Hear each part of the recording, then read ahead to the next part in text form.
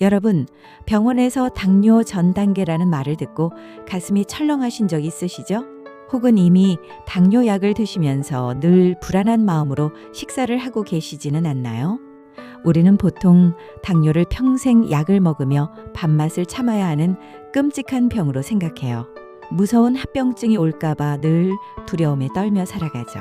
당뇨는 정말 평생 짊어지고 가야 할 불치병일까요? 오늘 저는 여러분의 그 무거운 걱정을 시원하게 날려버릴 아주 희망찬 책을 한 권 가져왔어요. 바로 이혜민 한의사가 쓴 당뇨, 이제 치료합시다입니다. 저자는 수많은 당뇨 환자를 완치시킨 경험을 바탕으로 아주 단호하게 말해요. 당뇨는 충분히 치료될 수 있는 질환이에요. 혈당 수치 하나에만 매달리지 않고 우리 몸 전체의 무너진 균형을 바로잡으면 당뇨는 반드시 좋아져요. 시작하기 전에 구독과 좋아요 한번 눌러주세요. 오늘 이 영상을 끝까지 보신다면 당뇨에 대한 여러분의 고정관념이 완전히 깨지실 거예요. 평소 헷갈렸던 혈당 측정 시간부터 소변 거품의 진짜 의미까지 속 시원하게 풀어드릴게요. 첫 번째, 당뇨 치료의 진짜 열쇠는 췌장이 아니에요. 우리가 당뇨에 걸렸다고 하면 10중 8구 췌장이 망가졌다고 생각해요. 인슐린을 만드는 곳이 췌장이니까요. 그런데 여기서 우리가 전혀 몰랐던 엄청난 사실이 하나 있어요. 우리나라 당뇨 환자의 90% 이상은 췌장에 아무런 문제가 없어요. 인슐린은 아주 정상적으로 잘 콸콸 쏟아져 나와요. 그런데 왜 당뇨에 걸릴까요? 바로 몸에서 인슐린을 제대로 받아 쓰지 못하는 인슐린 저항성 때문이에요. 그렇다면 이 인슐린 저항성을 만드는 진짜 주범은 누구일까요? 바로 우리 몸의 해독 공장인 간이에요. 당뇨를 치료하려면 췌장이 아니라 무조건 간 기능을 먼저 회복시켜야 해요. 간은 우리 몸에서 혈당을 조절하는 거대한 댐과 같아요. 우리가 밥을 먹어서 피 속에 포도당이 넘쳐나면요. 간은 이 포도당을 싹 끌어모아 글리코겐이라는 덩어리로 압축해서 창고에 저장해요. 홍수가 났을 때 댐이 물을 가두는 것과 똑같아요. 반대로 우리가 밥을 굶어서 배가 고플 때는 창고 문을 열어 포도당을 다시 피 속으로 내보내요. 가뭄에 물을 방류하는 원리죠. 그런데 평소에 술을 많이 드시거나 지방간이 있거나 너무 피곤해서 간이 지쳐버리면 어떻게 될까요? 댐이 무너진 거예요. 밥을 먹고 생긴 포도당을 간이 챙기지 못하니 피 속에 당분이 미친 듯이 넘쳐나요. 이것이 바로 혈당이 치솟는 진짜 이유예요. 여러분, 그동안 혈당 수치만 신경 쓰느라 간 건강은 놓치고 계시지 않았나요?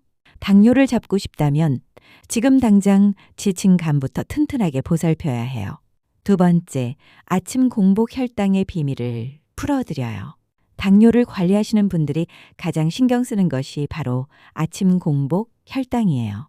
저녁을 아주 일찍 먹고 푹 잤는데도 아침에 혈당을 재보면 수치가 훅 올라가 있어서 깜짝 놀라신 적 많으시죠? 아무것도 안 먹었는데 왜 혈당이 올라갈까요? 많은 분들이 이때 내가 뭘 잘못 먹었나?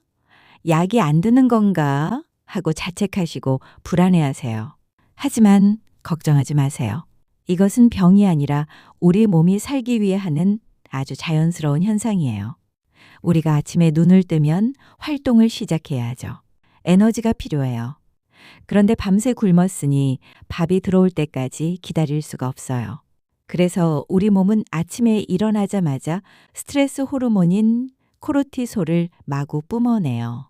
이 호르몬이 간을 쿡쿡 찔러서 빨리 포도당을 내놔 하고 명령해요. 간이 창고를 열어 포도당을 피 속으로 쏟아내니 당연히 아침 혈당이 높아질 수밖에 없어요. 게다가 이 호르몬은 췌장에게 인슐린을 그만 만들라고 억제까지 시켜요. 당분은 쏟아져 나오는데 인슐린은 막혀 있으니 아침 공복 혈당이 쑥쑥 올라가는 거예요. 특히 당뇨가 있으신 분들은 이 현상이 더 심하게 나타나요. 정상인보다 간이 더 많은 포도당을 만들어내고요. 인슐린 저항성 때문에 그 포도당을 처리하는 능력도 떨어지기 때문이에요. 그러니 아침 공복 혈당이 높다고 해서 너무 자책하지 마세요. 중요한 것은 이 수치를 어떻게 안정적으로 관리하느냐예요. 세 번째, 공복 혈당. 언제 재는 것이 가장 정확할까요? 그렇다면 공복 혈당은 도대체 언제 측정해야 가장 정확할까요? 정답은 눈을 뜨자마자예요. 아침에 일어나서 침대에서 바로 측정하시거나 늦어도 기상 후 30분에서 1시간 이내에 측정하셔야 해요. 일어나서 청소하고 TV 보다가 2시간쯤 뒤에 재는 혈당은 의미가 없어요. 몸이 활동을 시작하면서 혈당을 강제로 끌어올렸기 때문이에요. 병원에 가서 피 검사를 할 때도 마찬가지예요.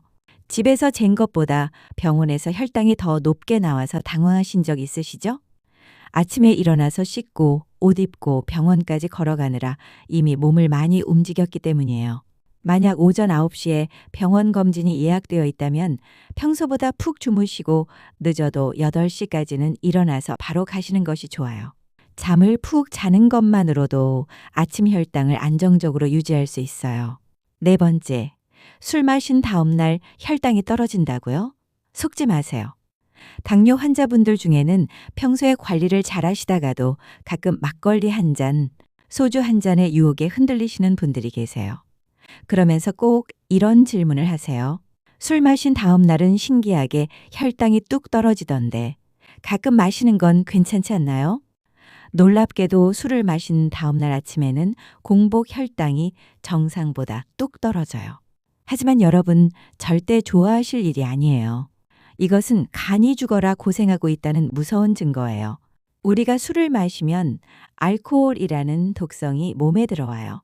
간은 이 독을 해독하기 위해 모든 업무를 중단하고 알코올 분해에만 죽기 살기로 매달려요.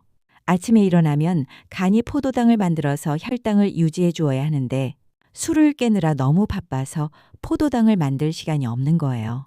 포도당이 안 나오니 혈당 수치는 일시적으로 떨어져요. 옛날 어르신들이 술 마신 다음 날 꿀물을 타드셨던 이유가 바로 이 저혈당 증상 때문이에요. 이 현상을 보고 술이 혈당을 낮춰주네 착각하시면 정말 큰일 나요. 장기적으로 술을 마시면 간에 지방이 잔뜩 끼고 대사 능력이 완전히 망가져요.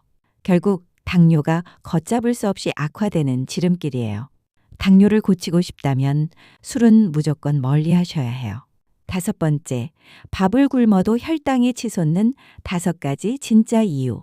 건강검진을 해보면 밥 먹고 난 후에 혈당은 괜찮은데 유독 아침 공복 혈당만 높게 나오는 분들이 갈수록 늘어나고 있어요. 먹는 것을 아무리 줄여도 아침 혈당이 안 잡힌다면 밥이 문제가 아니에요. 다음 5가지 이유 중 나에게 해당하는 것이 없는지 꼭 점검해 보셔야 해요. 잠을 제대로 못 주무셨나요? 밤에 뒤척이거나 불면증이 있다면 뇌가 쉬지를 못해요. 뇌는 포도당을 가장 많이 먹어 치우는 기관이에요. 뇌가 계속 깨어 있으니 몸은 계속 피 속으로 당분을 뿜어내요. 공복 혈당을 잡으려면 무조건 푹 주무셔야 해요. 간이 지쳐 있지 않나요? 앞서 말씀드린 대로 간은 밤새 혈당을 조절하는 야간 경비원이에요. 지방간이 있거나 간 수치가 높으면 경비원이 조는 것과 같아요. 혈당이 마구 올라가요. 뱃살이 너무 많이 나오셨나요? 배에 기름기가 낀 내장 지방은 인슐린이 일하는 것을 찰거머리처럼 방해해요. 인슐린 저항성이 커져서 공복 혈당이 치솟아요. 요즘 스트레스 받는 일이 많으신가요? 속상하고 스트레스를 받으면 우리 몸은 전투 태세에 돌입하며 아드레날린을 뿜어내요. 이 호르몬은 혈당을 무섭게 폭발시켜요. 마음이 편해야 혈당도 편안해져요. 코를 너무 심하게 고시나요? 코골이가 심하면 자는 동안 숨을 못 쉬어서 몸이 극도의 스트레스를 받아요. 교감신경이 날카로워져서 혈당이 마구 올라요. 혈당이 안 잡힌다면 코골이 치료부터 받아보시는 것도 훌륭한 방법이에요. 6번째, 당뇨 환자는 왜 늘 피곤하고 배가 고플까요? 당뇨가 생기면 예전보다 유독 피곤하고 기운이 없다는 분들이 많아요. 아침에 눈을 뜨기도 힘들고 낮에는 만사가 귀찮아져요. 왜 그럴까요?